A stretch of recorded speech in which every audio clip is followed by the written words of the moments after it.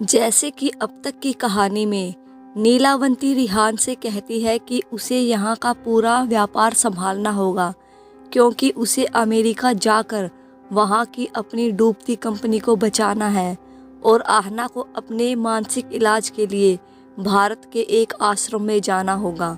नीलावंती की बात मानकर रिहान बिजनेस के सिलसिले में जापान चला जाता है और जब वापस आता है तो आहना और नीलावंती दोनों ही घर में नहीं होते हैं। लगभग 2 महीने बाद आहना अचानक से रिहान के पास आती है और बड़ा ही अजीब सा वासना भरा व्यवहार करने लगती है। अब आगे वो रात का वक्त था। आसमान में चंद्रमा को जैसे ग्रहण लग गया हो। काली घनी अंधेरी रात का समय, कुत्तों के रोने की आवाज़ें मीलों तक सुनाई दे रही थी। इसी बीच रिहान का महल अपने आलीशान कमरे में एक बेहद भव्य और आलीशान बिस्तर पर रिहान बेहद गहरी नींद में सोया हुआ था। उसी के पास उसके पैरों के नीचे एक महिला बड़ी अजीब भाव लिए नीचे बैठी थी और रिहान को खा जाने वाली निगाहों से घूर रही थी। वह आहना ही थी, बिल्कुल नग्न अवस्था में। एक अजीब मुद्रा में वह रिहान के पैरों के पास बैठी न जाने क्यों उसके पैरों को ही घूर रही थी, जो कि रजाई से बाहर निकलकर झांक रहे थे। तभी अचानक से आहना ने रिहान के बाएं पैर के अंगूठे को पकड़ा और उसे चूसने लगी। धीरे धीरे उसके पैर के अंगूठे से खून निकलने लगा, जिसे आहना पीने लगी थी। रिहान को अब बेहद तेज दर्द होने लगा था। वह बेहोशी की हालत में सोने के बावजूद भी दर्द से कर्रा रहा था। आह, मुझे छोड़ दो, छोड़ो मुझे। अचानक रिहान उठा और सीधे अपने पैर को देखने लगा तो वह आहना के मुंह में था, जिसे आहना ना सिर्फ चूस रही थी बल्कि अजीब से नुकीले दांतों से काट रही थी और उसका खून पी रही थी। रिहान की आंखें अभी धुंधला रही थी। उसने झटके से अपना पैर खींचा तो आहना जैसे गायब ही हो गई। अब रिहान पूरी तरह से होश में आ चुका था। उसने बिस्तर के पास रखा लैंप जलाया और अपने पैर को देखा। वहां उसे एक दांत के निशान नजर आए, जैसे किसी ने कोई नुकीली चीज उसके अंगूठे में घुसाकर खून निकाला हो। तभी रिहान को लगा कि किसी ने उसकी कमर को हाथ लगाया। जब उसने अपने बगल में देखा तो उसकी चीख निकल गई। उसके बगल में आहना अभी भी वैसी ही नग्न अवस्था में सो रही थी और उसने नींद में वो हरकत की थी। रिहान अब उससे थोड़ा थोड़ा डरने लगा था। वह धीरे से बेआवाज उठा और बगल वाले कमरे में जाकर सो गया। सुबह का वक्त। रिहान नहाकर बढ़िया सूट पहने तैयार था। कल दिन भर आराम करने के बाद आज वह कुछ बढ़िया महसूस कर रहा था। जब उसने सामने दीवार पर टंगी अपनी मां नीलावंती की तस्वीर देखी तो फिर एक बार उसका दिल भर आया और आंखें डबडबाने लगी। आज पूरे 2 महीने गुजर चुके थे। नीलावंती का कहीं पता नहीं चल रहा था। रिहान ने अपनी पूरी ताकत लगा दी उन्हें ढूंढने में। खुद भी कई बार अमेरिका गया, लेकिन खाली हाथ ही वापस लौट आता। नीलावंती अमेरिका जाकर एक होटल में रुकी, वो भी बस 2 दिन। उसके बाद कहाँ गई किसी को भी खबर नहीं थी। रिहान ने अपना फ़ोन निकाला और किसी को फ़ोन करने लगा। सामने से आवाज़ आई, हेलो, मैं कमिश्नर जोसेफ बोल रहा हूँ। आप कौन? रिहान ने पूरी नरमी से पूछा।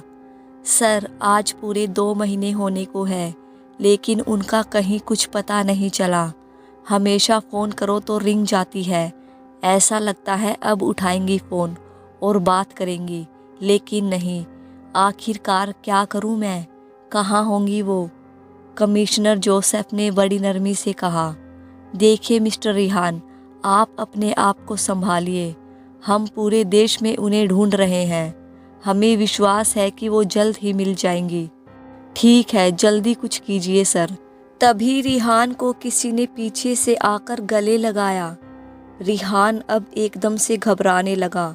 वह 2 हाथ जो पीछे से आकर उसके जिस्म में कस गए थे, उन्हें वो बेहद अच्छी तरह से पहचानता था। ये उसकी प्यारी आहना का हाथ था। पहले वह उसके स्पर्श और इस प्यार को तरसा करता था, लेकिन आज उसे कुछ अजीब सा डर लग रहा था। उसने अपने आप को छुड़ाया और पीछे मुड़कर देखा। अब उसकी आहना बेहद प्यारी लग रही थी।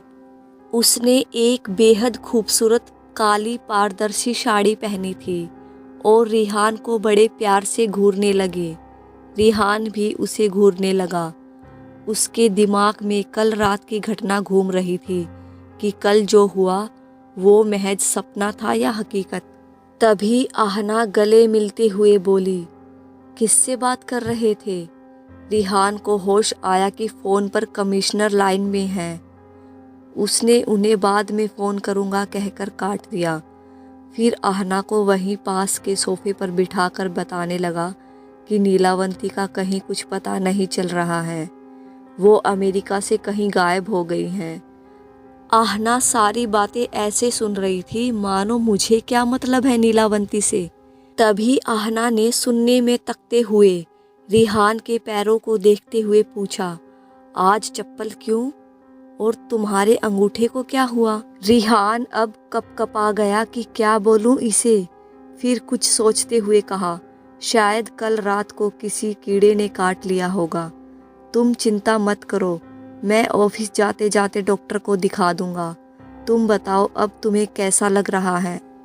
आहना अजीब भाव से उससे गले मिलती हुई बोली, ठीक महसूस कर रही हूँ। इतने दिन तुम्हारे बिना बिल्कुल सूख गई थी।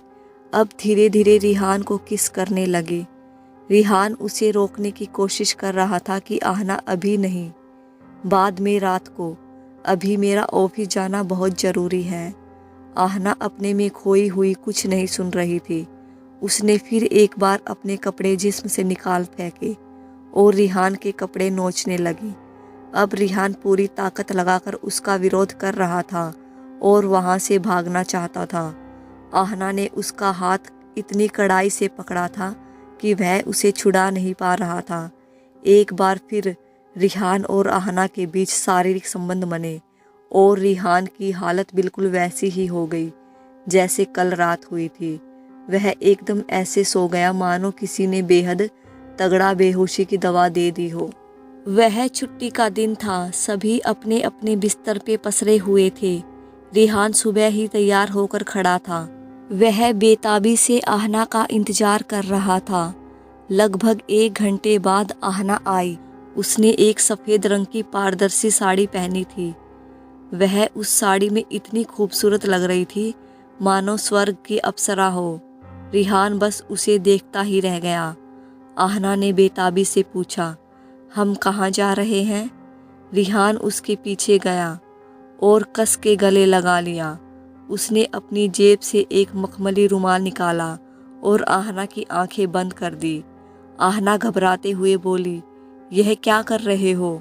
रिहान ने प्यार से कहा, आज का दिन तुम्हारे जीवन का सबसे खूबसूरत दिन है। आज मैं तुम्हें सरप्राइज देने वाला हूँ। रिहान ने आहना को अपनी आलीशान कार में बैठाया और अपनी मंजिल की ओर निकल पड़ा। आहना पूरे रास्ते भर पूछती रही, कहाँ ले जा रहे हो? लेकिन रिहान ने कोई जवाब नहीं दिया। वह बस खामोशी से गाड़ी चला रहा था। लगभग आधे घंटे ड्राइविंग के बाद उनकी मंजिल आ गई और रिहान ने गाड़ी रोक दी। रिहान ने बड़े ही अदब से कार का दरवाज़ा खोला और आहना को नीचे उतारने लगा। आहना अब अपनी आंखों पर बंधी पट्टी उतारने वाली थी, लेकिन तभी रिहान ने उसका हाथ पकड़ लिया। वह अब आहना के ठीक पीछे आ गया और अपने दोनों हाथों से आहना के कंधे पकड़ लिए और प्यार से धक्के मारते हुए आगे बढ़ने लगा। वह दोनों एक विशालकाय हॉल में मौजूद थे। वहाँ करीबन 50 लोग थे। आहना उन सभी की आवाज़ें सुन सकती थी। उसने थोड़ी घबराहट से पूछा, हमें यहाँ कहाँ ले आए हैं रिहान? रिहान ने मुस्कुराकर कहा, अब तुम अपनी आंखें खोल सकती हो। आहना ने जैसे ही अपनी आंखें खोली, वह वहाँ का चारों तरफ का नज़ारा देखकर हैरान थी। उसके ठीक सामने एक 24-25 साल की सुंदर लड़की सफ़ेद शादी के जोड़े में खड़ी थी और उसके ठीक बगल में एक खूबसूरत नवयुवक काले सूट बूट में खड़ा था। उन दोनों के ठीक सामने एक बूढ़ा व्यक्ति खड़ा था जिसने लंबा चोंगा और अपने गले में एक क्रूज टांग रखा था। यह एक चर्च था जिसमें एक लड़का और लड़की की शादी हो रही थी। जैसे ही आहना की नज़र सामने दीवार पर लगी, भगवान यीशु मसीहा की मूर्ति पर पड़ी, वह भय से चिल्ला उठी, मानो कोई भूत देख लिया हो। उस पत्थर की मूर्ति की आंखों से और उसके जख्मों से खून बह रहा था। वह खून एकदम असली था। जब आहना ने अपने आप को उस चर्च में पाया तो वह भय और गुस्से से पागलों की तरह चीखती चिल्लाती हुई रिहान को धक्का मार के बाहर की ओर भागी। रिहान ने कभी सपने में भी नहीं सोचा था कि उसकी आहना ऐसी हरकत करेगी। वह जैसे ही उठा और जरा सा संभलते ही आहना की ओर भागने लगा, लेकिन तब तक बहुत देर हो चुकी थी। एक तेज रफ्तार कार ने आहना को टक्कर मार दी, जिससे कि वह रोड पर बेहोश पड़ी थी। रिहान भय से चीख पड़ा। उसके सामने उसकी आहना सड़क पर बेहोश पड़ी थी। एक एक करके सभी गाड़ियां रुकने लगी। शादी में सम्मिलित सभी लोग बाहर की ओर भागने लगे। किसी ने समझदारी दिखाते हुए एम्बुलेंस को फ़ोन किया। बहुत जल्दी एम्बुलेंस सायरन बजाती हुई आ गई। बहुत जल्दी रिहान और सभी लोग जो भी शादी में सम्मिलित हुए थे अस्पताल परिसर में जमा हो गए। आहना को सीधे ही ऑपरेशन थिएटर में ले जाया गया। यहाँ डॉक्टरों ने उसका इलाज करना शुरू किया। रिहान का रो रो कर बुरा हाल हो चुका था। वह लड़की जिसकी शादी होने वाली थी, उसने एक शिकायत के लहजे से कहा, जब आहना के दिमाग की हालत ठीक नहीं थी तो उसे हमारी शादी में लाने की ज़रूरत भी क्या थी। अब तो हो चुकी मेरी शादी। रिहान कुछ गुस्से में बोला, तू उसकी रूम पार्टनर थी। मुझे लगा अचानक से तुम्हारी शादी देखकर आहना को बेहतर महसूस होगा और वह बहुत खुश होगी। क्या तुम्हें आहना को देखकर जरा भी खुशी नहीं हुई?